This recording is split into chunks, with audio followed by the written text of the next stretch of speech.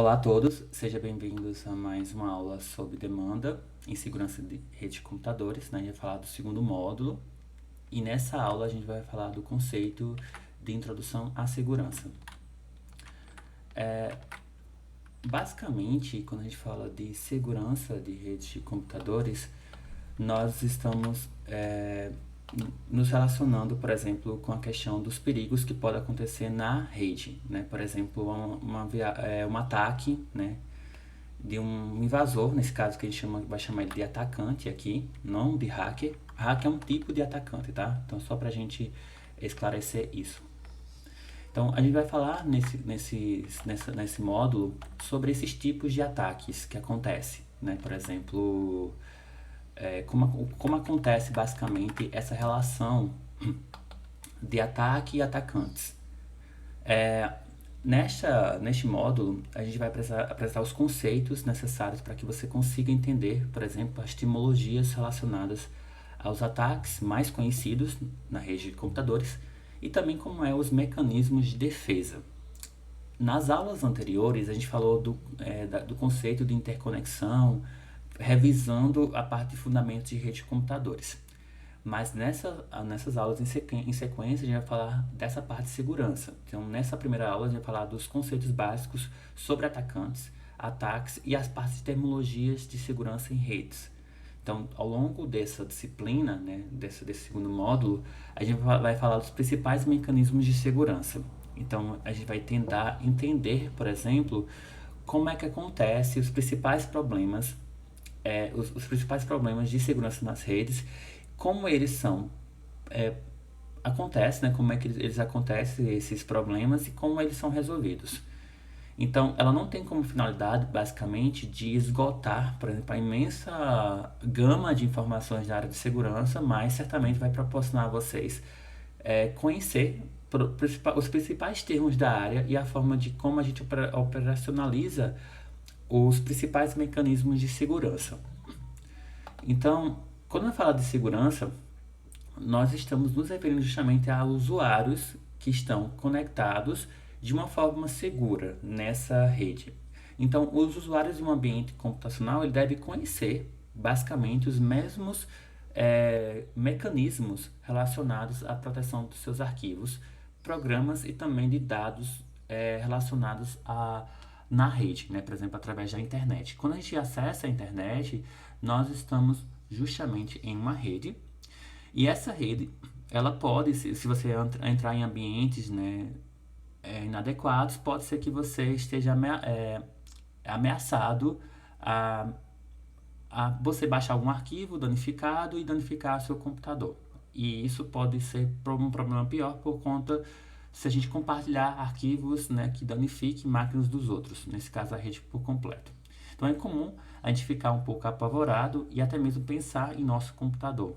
Por exemplo, nossos dados, nossos programas, eles podem ser vítimas de vírus ou algum problema relacionado à segurança que venha, por exemplo, a impedir o correto funcionamento do computador, bem como ocasionar uma perda ou roubo dessas informações, né? Então a gente pode ter aqui problemas relacionados a isso logo no começo. Quando a gente fala da área de segurança computacional, nós estamos referindo justamente a um conjunto de normas, né? Nesse caso, normas, procedimentos, posturas que têm como objetivo principal a prevenção e também o monitoramento dessas ações de usuários mal intencionados. Esses usuários mal intencionados são chamados de atacantes ou intrusos. Então, tudo que é usuários mal intencionados, a gente não vai chamar a palavra hacker, e sim atacantes, certo?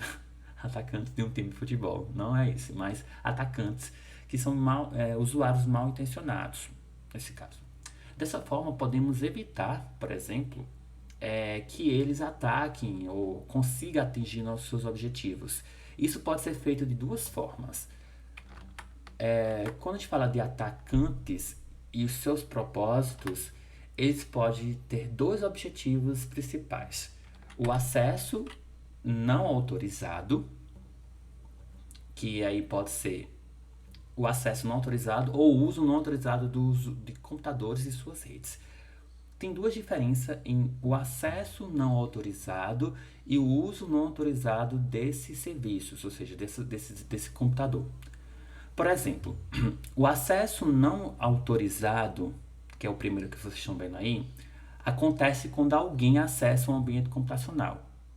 Por exemplo, ele invade a rede, acessa esses dados, dados ou recursos computacionais, como impressoras, discos, nesse caso, os dados em si que estão na rede. Então, eu invado uma rede sem autorização e acesso essas informações. Então, é um acesso não autorizado. Então, eu invado essa rede e consigo acessar isso. Por exemplo, entrar no ambiente do sistema acadêmico da UEPB e acessar, por exemplo, informações, né, por exemplo, de notas de alunos, por exemplo, informações de falta, por exemplo, certo? E o uso não autorizado acontece quando alguém que tem a mesma autorização para acessar esse sistema, mas não realiza nenhuma ação que não é permitida. Por exemplo, eu altero um usuário, por exemplo, como vocês têm acesso às suas notas, porém vocês não são autorizados a alterar suas notas, por exemplo, certo? Outro exemplo mais próximo, por exemplo, alguém que invada o sistema bancário, ele não tem acesso, ele tem acesso não autorizado, então ele está invadindo o ambiente sem autorização. O uso não autorizado seria, por exemplo, um gerente bancário que, mesmo que tenha acesso ao sistema, ele não pode, por exemplo, fazer transações sem autorização do proprietário da conta. Por exemplo, para fazer uma transação bancária, exceto que o usuário peça para o gerente fazer isso, certo? Então a gente tem a questão aí, problemas relacionados à privacidade dos dados, bem como também esses recursos que são compartilhados, certo? Bom, o principal problema que acontece aqui na segurança em ambientes computacionais, ele pode ser principalmente com a popularização da internet. Então, com a popularização da internet veio justamente problemas relacionados à segurança. Então, antes dessa popularização, as ameaças elas exigiam ameaças físicas. Por exemplo, os atacantes iriam ter que invadir um computador de forma física, né? Por exemplo, através de uma inserção de um disquete, antigamente, ou através de um CD ou um pendrive, por exemplo, num ambiente físico no computador. Como acontece, por exemplo, naqueles filmes de espiãs que vão atacar o computador e levam um dispositivo físico, né? Nesse caso. Então, depois com isso, com a popularização da internet, veio com essa questão do acesso de uma forma mais rápida, mais fácil. Não precisa necessariamente estar no ambiente físico para fazer essas invasões. Então, o termo segurança de redes vai se referir basicamente às formas de proteção para prevenir, deter e corrigir violações de segurança que envolvem a transmissão via rede, ou seja, via rede mundial de computadores, nesse caso. Bom, até aí tudo bem. Nós temos aqui algumas questões relacionadas aos pilares da segurança da informação. Quando a gente está falando de rede de computadores, os computadores compartilham basicamente informações. Então, existem três pilares que reforça o conceito da segurança, né, da informação. Quando a gente fala de uma ameaça, existe a possibilidade, por exemplo, da vulnerabilidade que é explorada através de um atacante. Ou seja, existe um atacante, um sujeito mal intencionado, que vai explorar justamente um computador e encontrar possíveis vulnerabilidades. Uma vulnerabilidade, basicamente, é uma fraqueza de um ou mais componentes de um sistema de computadores. Por exemplo, eu consigo encontrar uma vulnerabilidade numa rede de computadores ou num computador que pode ser explorada justamente por um atacante, afetando justamente esses três pilares, que vem relacionado aos serviços relacionados à segurança da informação, que é confidencialidade, integridade e a disponibilidade dos dados.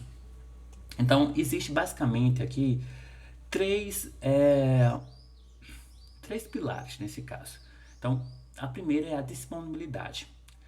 Ela tem como objetivo principal garantir, por exemplo, que os recursos computacionais da informação elas estejam acessíveis para esse uso.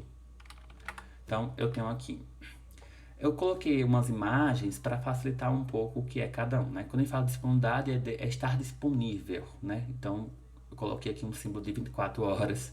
A integridade é a questão de que você ter justamente você não consegue alterar esses dados, né, a integridade, e a confidencialidade justamente é o acesso restrito, né? Então coloquei um cadeado aí para vocês, é, quando a gente for falar desses pilares, se vocês terem uma noção melhor do que cada um. Então a disponibilidade justamente requer esse primeiro pilar é a finalidade de garantir que esse recurso que eu falo é dado, informação, um acesso a um serviço, ela esteja acessível e pronto para uso 24 horas. Ou seja, um serviço que garante a disponibilidade deve proteger esse sistema para que ele não seja degradado e se torne disponível. Por exemplo, um site de compras 24 horas, como o site da Americanas. É um exemplo de um site que precisa estar disponível, garantir essa disponibilidade para que o usuário possa fazer suas compras. Lembrando que se acontecer um ataque a esse site, por exemplo, eles podem criar vários hosts, né, por exemplo, acessando o ambiente, sobrecarregando a rede para tornar o site indisponível. Isso pode ser também um problema de disponibilidade. Então, ele precisa que o site precisa, principalmente essas grandes corporações, precisam ter justamente esse poder de evitar isso, né? Por exemplo, ter essa questão de evitar essa vulnerabilidade, porque ele precisa estar disponível 24 horas, porque se esse sistema cair, é prejuízo para a empresa. Então, um serviço que garanta essa disponibilidade deve proteger esse sistema para que não seja degradado ou se torne indisponível. Então, os usuários que têm que ter acesso a esse sistema e aos dados sempre que precisar. Outro exemplo, que seria essa questão da disponibilidade, é o site da UEPB, por exemplo, o sistema acadêmico, que precisa estar disponível sempre quando, vamos supor, um sistema como acontece no final do ano, por exemplo, do período, que os professores precisam registrar as notas, registrar as aulas, por exemplo, e os alunos precisam verificar as notas. Então, esse sistema precisa estar 100% disponível, certo? Para evitar com que esse servidor caia, né? Bom, tem também aqui o outro pilar, que é a integridade dos dados. Então, é necessário, por exemplo, garantir que apenas usuários autorizados possam modificar informações. Ou seja, eu como professor, acessando o sistema da UEPB, eu tenho disponibilidade quer dizer, disponibilidade não, eu sou autorizado, na verdade, a registrar as aulas dessa disciplina, bem como as notas de vocês. Então, um outro professor, ele tem acesso ao sistema, porém só tem acesso às informações, nesse caso, e a modificar notas e registros de aulas apenas das disciplinas dele. Eu não consigo alterar, por exemplo, Matemática Discreta 2, por exemplo, ou até mesmo linguagem de programação, não sei, qualquer outra disciplina que eu não ministre, por exemplo. Já vocês não têm com autorização de alterar suas próprias notas. Então, são exemplos de integridade, ou seja, cada usuário ele é responsável, dentro de um sistema de redes, sem a sua autorização. Então, eu não posso que usuários modifiquem ou alterem informações que não são competências dele. Por isso que eu coloquei aqui o símbolo do direito, né, que é uma coisa relacionada a uma questão ética, né, por exemplo. E aí, nesse caso, quando você encontra vulnerabilidade, você consegue acessar essas informações. Por exemplo, a questão da confidencialidade dos dados, que é outro pilar do sistema de informações. Eu me lembro na época, quando eu era aluno da UEPB ainda, que não faz tanto tempo assim, né, que eu também não sou velho.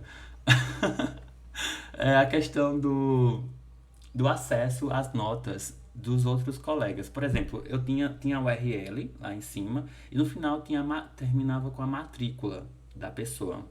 E eu alterei isso por coincidência, alterei um dígito lá e coloquei outro e caiu em outro colega meu, por exemplo. Então eu consegui acessar, por exemplo, o histórico escolar do meu colega, por exemplo.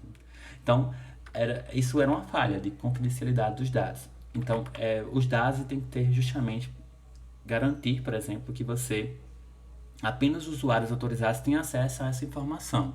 Ou seja, é um serviço que garante que o sigilo das informações, né? Por exemplo, um exemplo tipo disso foi o que eu falei, né?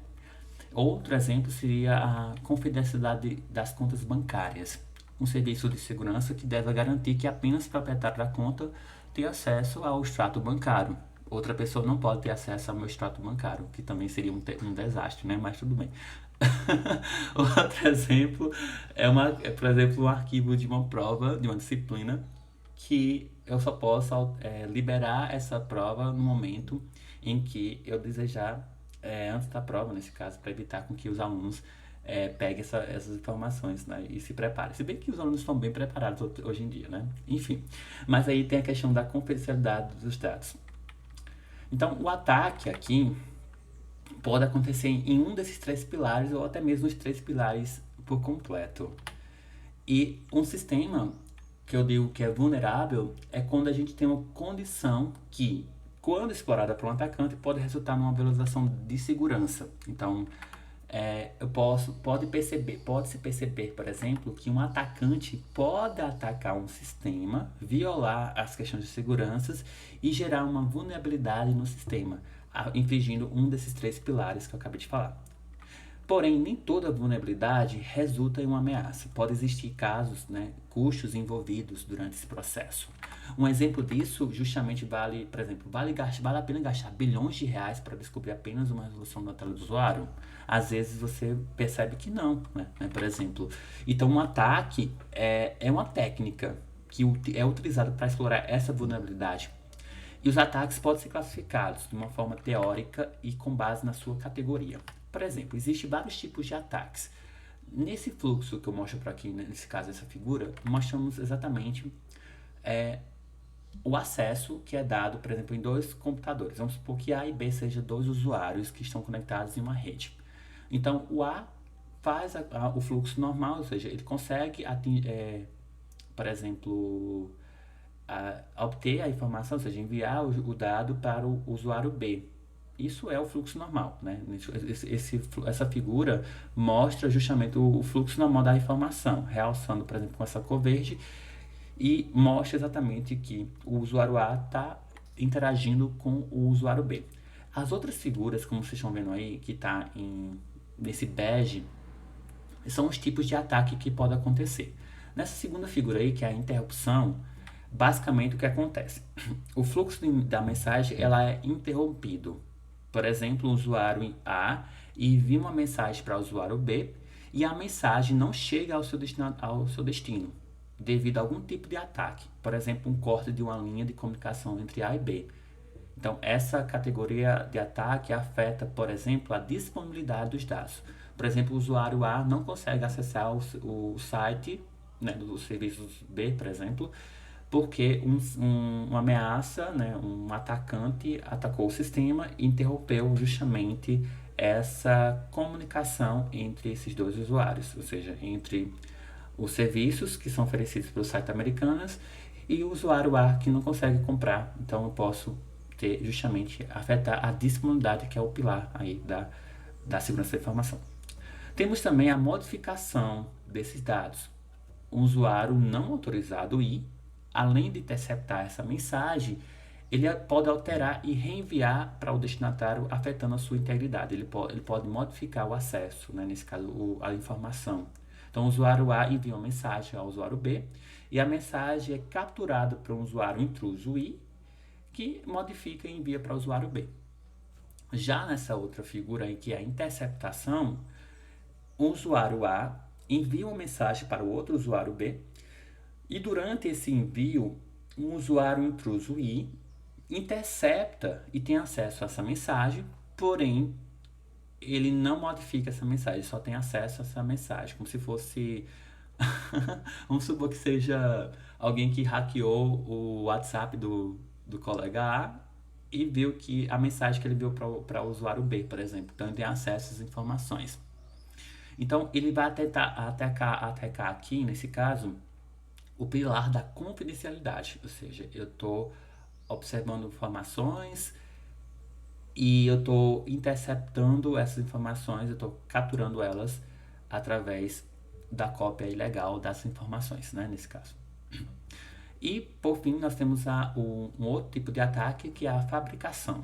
Por exemplo, um usuário não autorizado cria uma mensagem, desculpa, e ela insere ela no sistema, se passando para o outro usuário. Né? Por exemplo, muitas vezes você pode hackear um celular, um WhatsApp, por exemplo, eu não sei como é que faz isso, mas enfim, pode ser feito, e aí ele se passa para o usuário A e envia a mensagem para o usuário B com o objetivo de, geralmente, mal intencionado, né, nesse caso. Então, o intruso I se passando para o usuário A, realizando uma personificação. Então, esse é um outro tipo de ataques que pode acontecer. Tem também os tipos de atacantes, que aí, nesse caso, o termo atualmente mais conhecido e utilizado para denominar, nesse caso, né, esses tipos de ataques a sistemas computacionais é hacker. Porém, ela é totalmente inadequada para esse termo, porque o termo hack ele é uma tradução de uma forma mais apropriada que significa fuçar. Né? O termo hack ele surgiu na década de 60 e ele tem como objetivo principal, de forma genérica, uma comunidade de estudantes e também profissionais entusiastas na área de software e hardware para invadir sistemas. Porém, essa invasão ela acontece no sentido de encontrar vulnerabilidades nos sistemas. Então, as ideias de trabalho dessa comunidade surgiu principalmente pelo movimento do software livre e também da WWW, que é o World Wide Web, que tem como objetivo aqui principal encontrar segurança em sistemas em ambientes corporativos. E aí, com base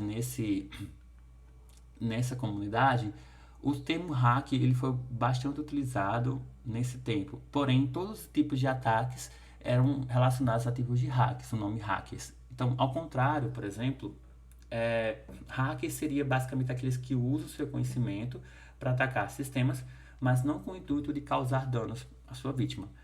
Mas a gente usa, até a própria mídia utiliza hack como se fosse um invasor com intenção mal intencionada, nesse caso, né? Com má intenção. E aí, ele tem como objetivo mais para testar seus limites e habilidades, né? A gente sabe que a natureza do homem também não coopera, não facilita, né? Muita gente às vezes ataca e também já consegue obter algumas informações a serviço próprio, nesse caso.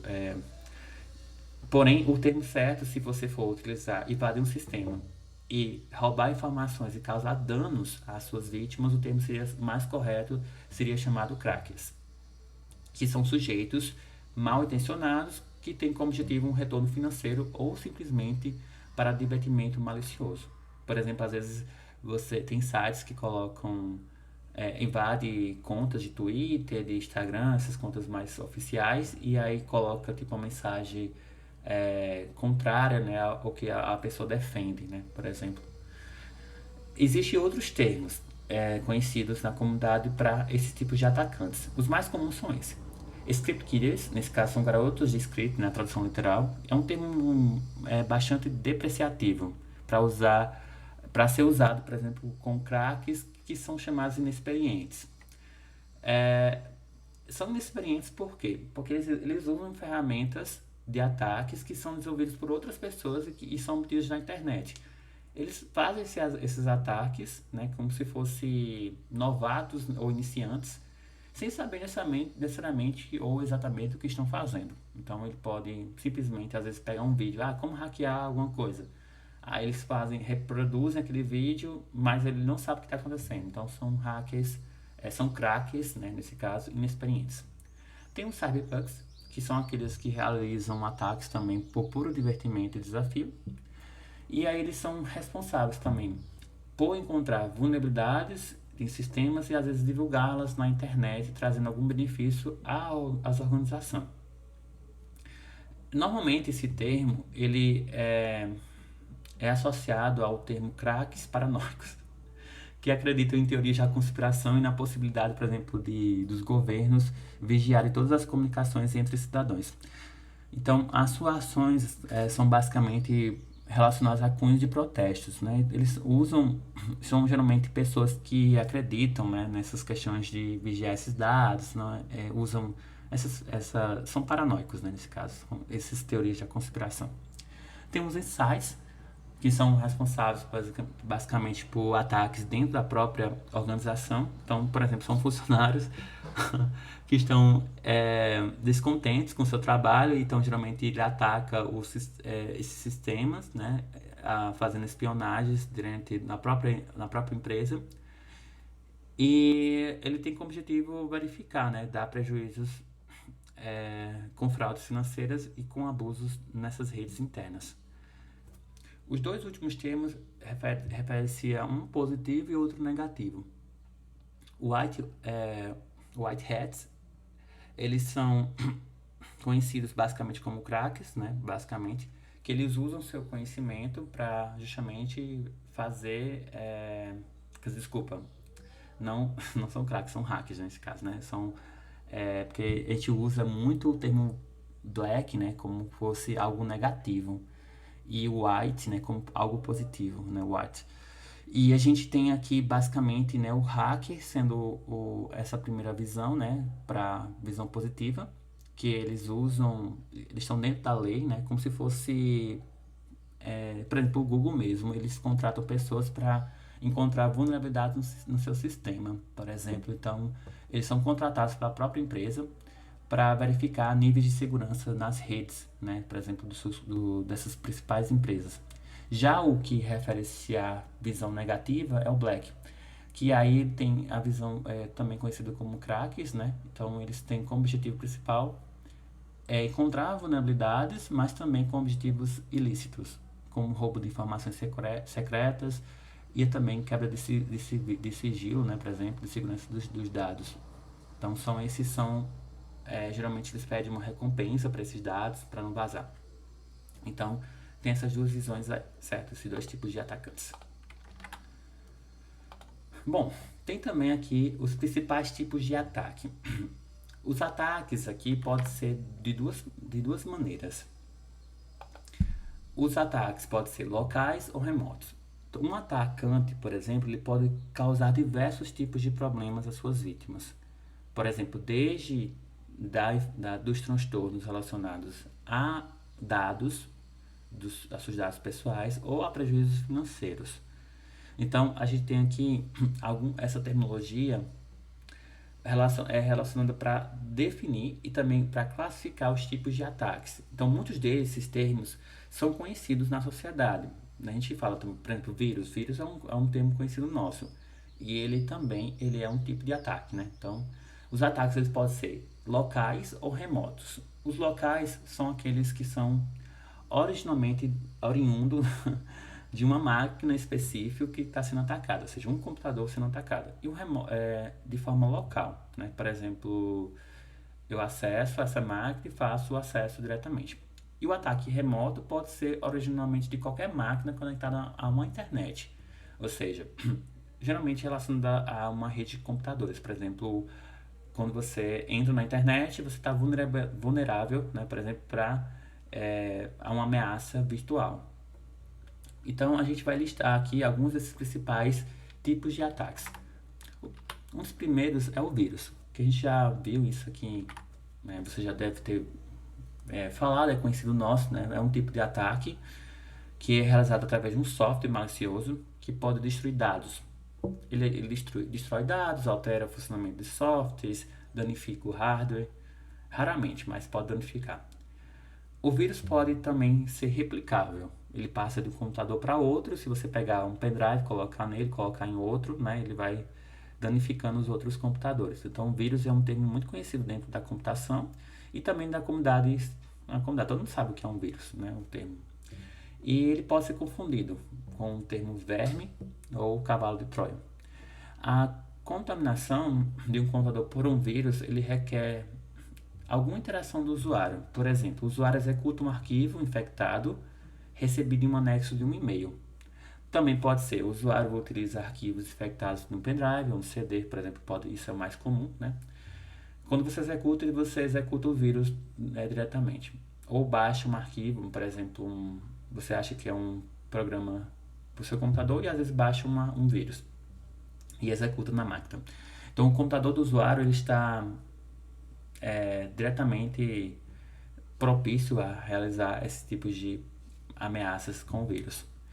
Então, existem milhares de vírus conhecidos, sendo que a tarefa de detectá-los e removê-los é função do antivírus, né? Então, a máquina tem que ter tem a segurança básica, né? Que é o firewall, e a questão do anti-spam.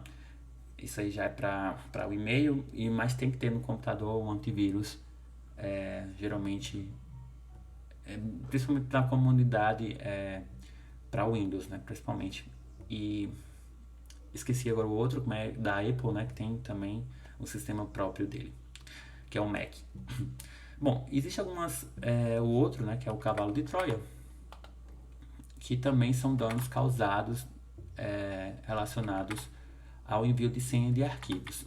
Da mesma forma como a mitologia grega, né, o nome cavalo de Troia ele precisa, parece, né, ser um presente, mas na verdade esconde vários soldados gregos em seu interior que tornaram a cidade, invadiram a cidade.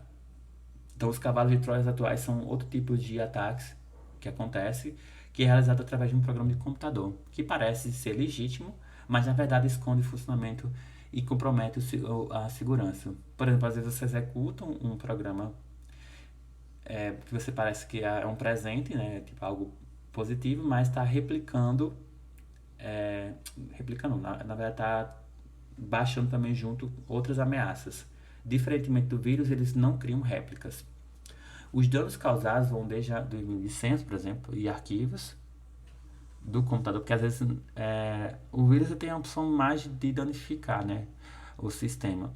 Já aqui ele tem como, às vezes, um objetivo de enviar uma senha, enviar um arquivo, né, por exemplo, até a abertura das portas mais futuras de invasões e instalações dos programas para que o atacante tenha controle total sobre o computador atacado. Então, recentemente, ele pode ser uma nova variante, né, como chama, de um vírus, uma nova variante do cavalo de Troia que pode ser considerado aí para o envio de mensagens de e-mail solicitados através de dados pessoais, como senha, números de cartões de crédito, enfim. Então, a gente tem exatamente aí, às vezes, pedindo informações, né, por exemplo, desses dados de senha. Tem também o password crack, deixa eu ver aqui. Tem que você tem também como objetivo descobrir senha, mas aí são programas que eles são desenvolvidos para tentar descobrir a senha de um usuário, né, de um ou mais usuários, principalmente aqueles que possuem permissão de administrador.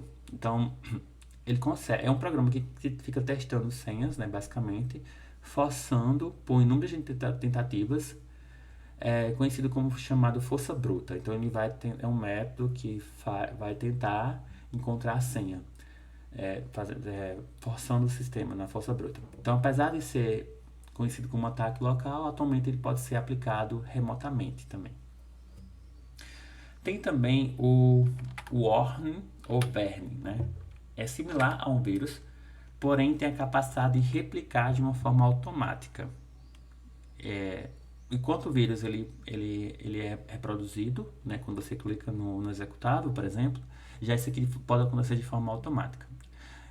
Ele propaga através da internet, por exemplo, enviando até cópias de si mesmo para outros computadores, sem necessidade da interação com o usuário. Então, o grande perigo aqui é que ele está exatamente na capacidade de replicar em grande volume.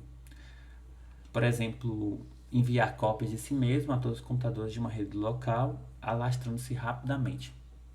Então, o verme é mais nesse sentido, né? Bom, tem também os spywares, que também pertencem à classe de vírus e vermes, e normalmente tem o objetivo também de coletar dados pessoais e enviá-los aos atacantes. Tem também o port scan, acho que eu pulei, né?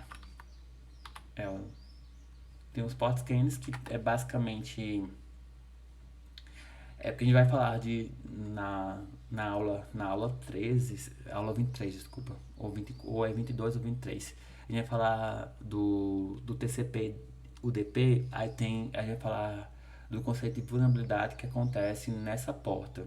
A gente vai ter algo bem específico para isso, mas é um tipo também de, de vulnerabilidade nos sistemas, nesse caso. Tem também o sniff, que é basicamente captura de tráfego, que ele captura toda a movimentação. Por exemplo, vamos supor, ele pega, ele como se estivesse capturando a tela do computador de forma remota, ou até mesmo todos os pacotes que estão destinados a uma máquina de rede, uma máquina ou uma rede nesse caso. Essa captura ela pode ser ocasionar, por exemplo, numa máquina, ela pode visualizar todas as informações trocadas e também os serviços que não utilizam, por exemplo, a criptografia. Porque criptografia é um tipo de segurança na rede. Por exemplo, quando você coloca os dados do seu cartão, você não tem, mesmo que tenha ameaças, você não consegue, por questão de segurança, pegar essas informações, né? Então, a não ser que exista uma vulnerabilidade no sistema. Mas aí, nesse caso, se não tiver criptografia, ele consegue capturar todo esse tráfego. Bom, a gente vai falar agora, por fim, de algumas dicas relacionadas, por exemplo, à segurança. Isso aqui talvez vocês já saibam, né? Por exemplo, como vocês são da área da computação, né? Todo mundo já tá no curso avançado. Tem que ficar atento, obviamente, a todas essas centenas de ameaças como a gente consegue descobrir nesse caso, né? Então, os vírus, né, os antivírus, eles têm como objetivo principalmente verificar, né, centenas de vírus que são criados e também novos golpes que são descobertos. Por isso a gente precisa proteger nosso computador dessas ameaças. Então, a gente tem aqui algumas dessas dicas de segurança para que vocês consigam deixar seu computador mais seguro e manter seus dados de forma segura também, né? Então, sair de um site, né? Você pode sair de um site usando o sair, né? O logout, que é equivalente, né? Então, a gente acessa o nosso e-mail. Eu sei que em computadores pessoais a gente não faz isso, né? Então, a gente já deixa logado o e-mail, mas é interessante sair em sistemas, né, de autenticação, principalmente sair dele, nesse caso, evitando-se que outros usuários consigam acessar seu computador, né, por exemplo. Então, acessar seus e-mails, sites de bancos ou de comércio eletrônicos ou de qualquer outro serviço que exija que você forneça o nome do usuário e senha. Isso acontece bastante no seu celular, por exemplo, toda vez que você for conectar ao Banco do Brasil, por exemplo, ou no Nubank, você precisa de um login, né? Nesse caso, você precisa colocar a senha lá. Às vezes você deixa já o usuário conectado, mas precisa da senha. E aí, ao desconectar em sites, né, por exemplo, em ambientes como esse, às vezes você tem que desconectar. No sistema da UEPB, você tem até um certo limite de tempo para você ficar lá e depois em seguida ele sai do sistema. Então é uma questão de segurança também, né? Também você pode criar sempre senhas difíceis, né? Nunca use senhas fáceis, pelo amor de Deus, como data de aniversário ou até mesmo nome de parentes com a sequência de 1, 2, 3, 4, 5, 6. Quanto mais fácil for a senha, obviamente mais fácil vai ser o ataque, né, que acontece. Sempre utilize também caracteres especiais, com a combinação de caracteres especiais, com letras maiúsculas, minúsculas, com números também. Isso vai dificultar bastante o acesso a essa senha. Cuidado com os e-mails. Sempre desconfie de e-mails, por exemplo, de organizações ligadas ao governo. Por exemplo, TSE, TRT, até mesmo organizações ligadas a bancos, né? Geralmente eles não mandam e-mail para ninguém. Exceto a Nubank, que manda, por exemplo, às vezes você autoriza que uma transição foi feita, aí eles notificam para o seu e-mail. Mas, por exemplo, pedindo, por exemplo, informações mais rebuscadas, né, nesse caso, eles não pedem isso, né? Essas organizações não costumam mandar e-mails, principalmente pedindo dados pessoais. Sempre desconfie de possíveis prêmios também e possa receber por e-mail. Tipo, quer ganhar um iPhone, por exemplo? Informe seus dados aqui, enfim, algo assim. Evite sites de conteúdos duvidosos. Por exemplo, muitos sites contêm scripts capazes de explorar falhas no navegador da internet. Por isso existe navegador para sites pornográficos, hacks ou até mesmo qualquer conteúdo duvidoso. Por exemplo, quando você clica muito por exemplo, você quer assistir um filme, por exemplo, aí você clica no filme, aí ele abre um outro propaganda, por exemplo. Então esses sites são muito duvidosos, então evitar esses sites. Tenha e atualize sempre esse antivírus, né? Então você vai ter sempre tem que ter um antivírus instalado na máquina para que você e mantenha sempre atualizado, porque muita gente pensa que basta instalar um antivírus e ele está protegendo, mas não é bem assim. A gente tem que atualizar porque vírus novos vão existir, né? Por exemplo, então ele precisa estar atualizado.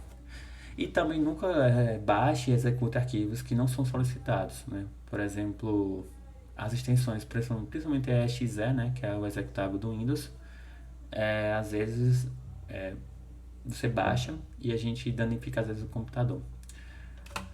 Bom, existe também a questão principal aqui, né? Nesse caso, a gente está falando de dicas de segurança e essas dicas elas são bastante pertinentes, a gente sabe disso e eu acho que talvez seja bem conhecido por vocês, certo? Bom, a gente fica por aqui, a gente vai agora para um outro momento que é sanar algumas dúvidas relacionadas a esse conteúdo. Eu espero que vocês tenham gostado por demais dessa aula e nos vemos até o próximo momento.